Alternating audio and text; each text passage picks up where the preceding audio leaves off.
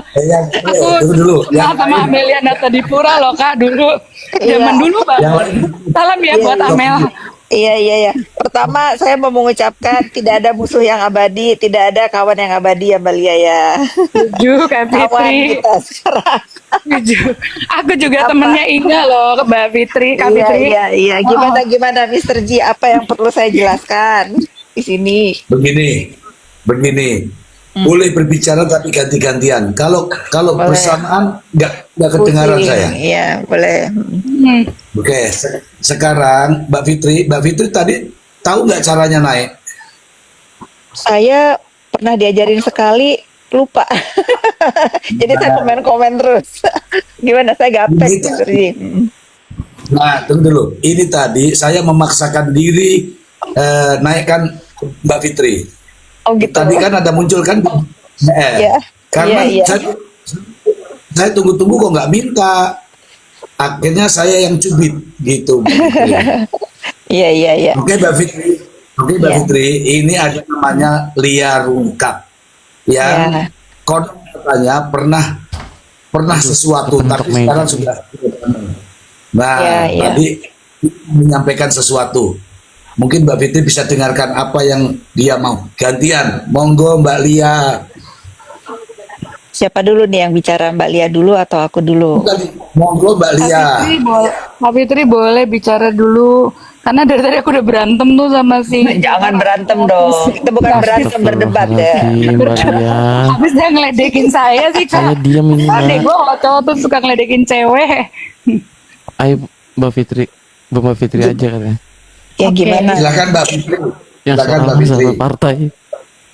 Iya, nah mungkin biar nggak ada orang yang tertuduh di dalam urusan terdakwa ini ya. Dari dulu semenjak saya kenal sama terdakwa ini, saya bisa pastikan tidak ada orang yang mau backingin dia. Pertama, hafal sifatnya dia itu seperti apa. Kedua, mungkin memang kalau pada saat itu ya Mbak Lia ya, mohon maaf nih izin menjelaskan. Saya sering ngomong di live-live saya, tentu saya selalu membela kalau dia benar. Pada saat kejadian memang tadi Mbak Lia mention berurusan dengan kejadian Serang, saya merasa memang pada saat itu dia dikriminalisasi pada saat itu ya. Karena laporan ITE harus ditangkap, harus digerebek berkali-kali itu berlebihan menurut saya. Tapi kalau kasus kali ini memang saya merasa dia kriminal, itu aja. Dia melakukan kriminal. Tapi kalau bertanya misalnya Mbak Lia merasa pada saat itu ada yang backingin, saya bisa pastikan tidak ada yang backingin dia. Tidak ada yang backingin dia ya Mbak. Kalau apalagi untuk kasus yang sekarang saya rasa nggak ada lah. Apalagi ini kan korbannya ada, perbuatannya ada dan cukup viral juga kan. Cuman saya itu kepengennya Mister G gini ya, bagaimana kita ini semua bersuara untuk jangan sampai no viral, no justice itu memang ada benernya, tetapi jangan sampai buzzer-buzzer ini bisa mengalahkan fakta persidangan, itu aja sih. Jadi memang ada bagusnya kita selalu bersuara untuk Nah, betul. kejadian sebenarnya, bukan jangan sampai fakta persidangan ini kalah dengan ulah-ulah buzzer yang mereka ciptakan itu. Itu sih Mister G. Itu loh Mbak Lia Iya Kak Fitri. penjelasan dari aku. Thank you penjelasannya Kak Fitri. Assalamualaikum Kak Fitri, salam dari anak rantau Malaysia. Wah, waalaikumsalam. Jauh ya sampai Malaysia ya. Bang, aku yang setia Iya. udah ngopi belum? Udah Kalau sama gua Bang, kan gua calon artis juga nih Bang. Terima kasih. Bang Rafi, udah ke Malaysia Aku nggak, Bang. jumpa. Kak Fitri, makasih Ya, banyak ya. Saya sudah follow Kak Fitri itu. Iya, nanti tak follow back ya. Ya, Kak Fitri baik hati, tak sombong. Perjuangan terus Insya untuk Allah. pembuliannya sama Tuh, kalau saya bisa, kalau pas saya belum tidur, dia ngebully siapa, tentu saya kasih tahu. Tapi kalau pada saat saya nggak tahu kan saya juga nggak bisa memantau sosmed 24 jam ya pada saat itu. Jadi kalau ada termasuk beli jering dulu tuh sempat juga akhirnya saya telepon, kita melakukan komunikasi ya sudah nggak diteruskan keributannya gitu. Oke, Gitu Bang Raffi. saya Ada panda naik panda. nggak cukup. Begini, saya kan boleh bicara nggak saya ini? Boleh dong. Gini, terkait tadi Jering Kak Nora sudah DM sama saya, sudah banyak ini sama saya, udah paham betul saya.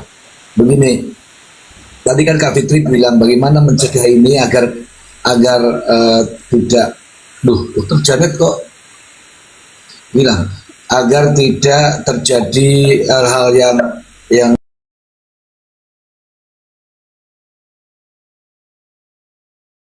katakan dari mulut saya itu seorang dosen, jadi kalau ngomong yang benar sama yang salah itu harus saya bedakan. Saya selalu mengatakan bahwa kalau manis katakan manis, jangan katakan pahit. Kalau pahit ya katakan pahit. Nah, masalahnya di sini ketika Bang siapa itu, Bang Fahmi Bahmid itu tahu betul masalah ini, tahu, saya yakin tahu. Tapi kan selalu membuat manis. Contoh nih, saya akan bebaskan Nikita. Itu kata-kata nggak boleh keluar, tapi mengatakan itu. Betul. Tidak terjadi pemerasan, yang ada pencemaran. Itu juga keliru. Tapi ya sah-sah saja pendapatnya. Kemudian ada lagi kemarin, besok minta diputar lagi, itu juga keliru. Salah, Kemudian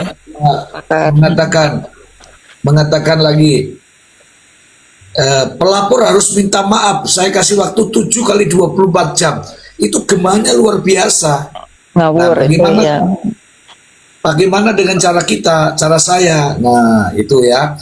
Cara saya yang memberikan edukasi sesuai dengan yang benar, bukan membenarkan yang salah, tapi sesuai dengan yang benar.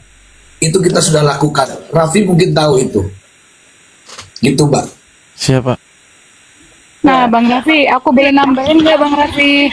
Kurangnya ke gua sih hostnya lah, Mbak. Bukan, tadi kan Anda kan menegur saya karena nggak menyebutkan nama, cuma Astagfirullahaladzim. inisial. Saya ini ya, walaupun bukan lawyer, tapi kan saya ya ngerti-ngerti lah Ya udah bahwa Mbak, pengantarnya jangan panjang banget apa ya lah, udah Pak. ya namanya ngerti-ngerti lah kalau misalnya saya dipancing-pancing untuk nyebutin nama lengkap, apa nama gitu. Karena kan kita nggak dilindungin undang-undang pers yang tahun 98 itu. Kecuali kalau lagi preskon media nasional gue sebutin nama lengkapnya. Nggak apa-apa gue. Nah kalau kayak begini kan ntar resikonya di gue. Emang lo mau jadi pembela gue, jadi lawyer gue kalau gue tiba-tiba tenang. disu. Kalau aku sampai disu tuh gimana? Ayo. Makanya aku tadi Ya udah ini kita lagi bahas kasus Mbak, sabar itu ntar Enggak, aja. kayaknya capek lah kalau susuan. Kak Fitri, Jangan suka ngeledekin aku loh Bang Ji, maksudnya Masalah kenapa keluarga sih nanti aja ngeledekin dah. aku sih Bang? Itu Tapi gini ya. kita lagi bahas udah tenang-tenang nih. Sama-sama kuning, cuman gua udah keluar. Malu keluar Sedih ya. kenapa? Sekarang Kak waktu Fitri, Ayo kita Kak Fitri, Kak Fitri, ini Ya. ada yang DM awal bilang siapa-siapa yang pendukung RG itu di bawah katanya. Oh ya, Dorang mana DM awal. nih? Iya ya, Siapa? terima kasih ya mendukung kebenaran ya. Cuma Ya. Mr. J, saya mau info mungkin sedikit ya. Benar tuh mengenai kuasa hukum terdakwa ya. Saya cukup mengenal beliau juga gitu. Tapi memang polanya pembelaan beliau itu biasanya kan kalau terdakwa itu harus bisa diatur ya sama penasehat hukumnya gitu kan, harus bisa dikasih tahu. Nah, saya memang sangat hafal sekali sifat terdakwa ini kebalik. Jadi memang kuasa hukum yang selalu diatur sama terdakwa. Pada saat saya masih menjadi kawannya, saya yang selalu menjadi penengah gitu, atau marah sama terdakwa. Kamu nggak boleh begini, kamu nggak boleh begini gitu, karena harus mendengarkan penasehat hukum. Nah, kenapa terdakwa itu selalu atau pengacaranya ini selalu setia? Karena nggak ada orang lain juga yang mau bela terdakwa sebetulnya selain dia gitu ya. Terakhir saya sih sama penasehat hukumnya tidak ada masalah ya. Saya sempat telepon jaga kesehatan dan menurut dia mungkin dia tidak terlalu mempelajari awalnya perkara ini, sehingga dia dari pasal juga kan ini dihapus, ini padahal tidak pernah ada yang dihapus pasal itu. Saya tahu juga dia mengerti itu kan.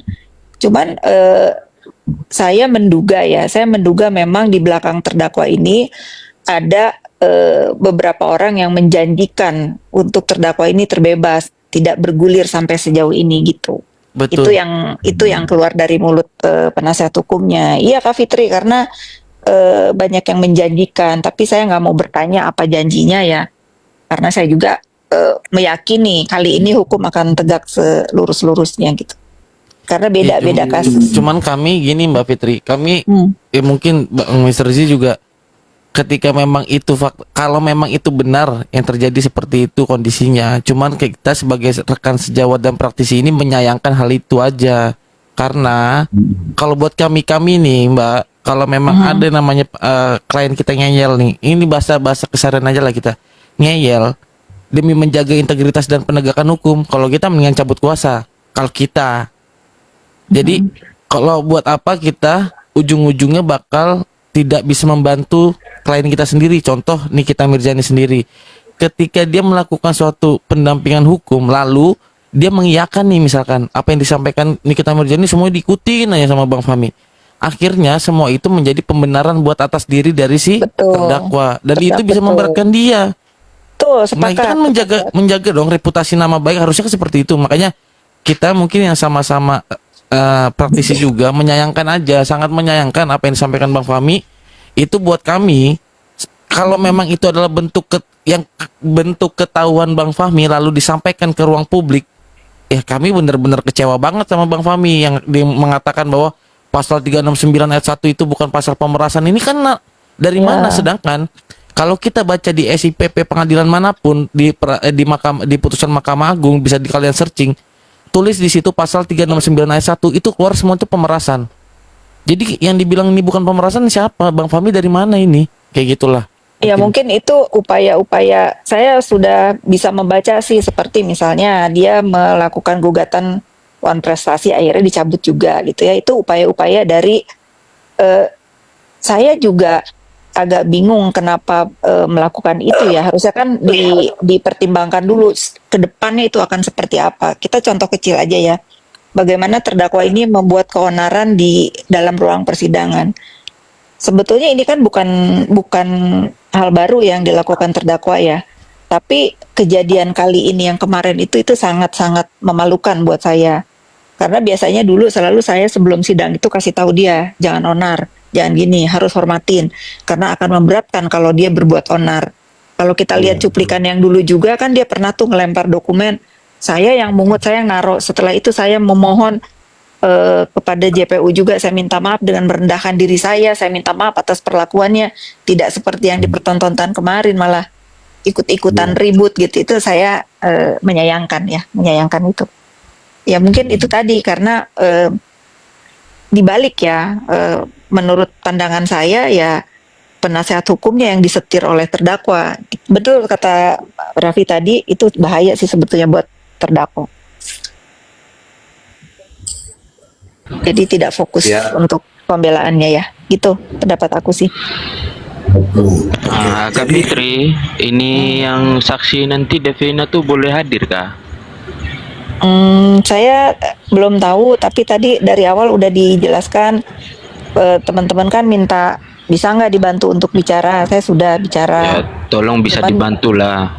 Jawabannya dia akan sholat istiqoroh dulu sambil menunggu petunjuk atau konsultasi dengan lawyernya. Gitu. Nah tinggal kita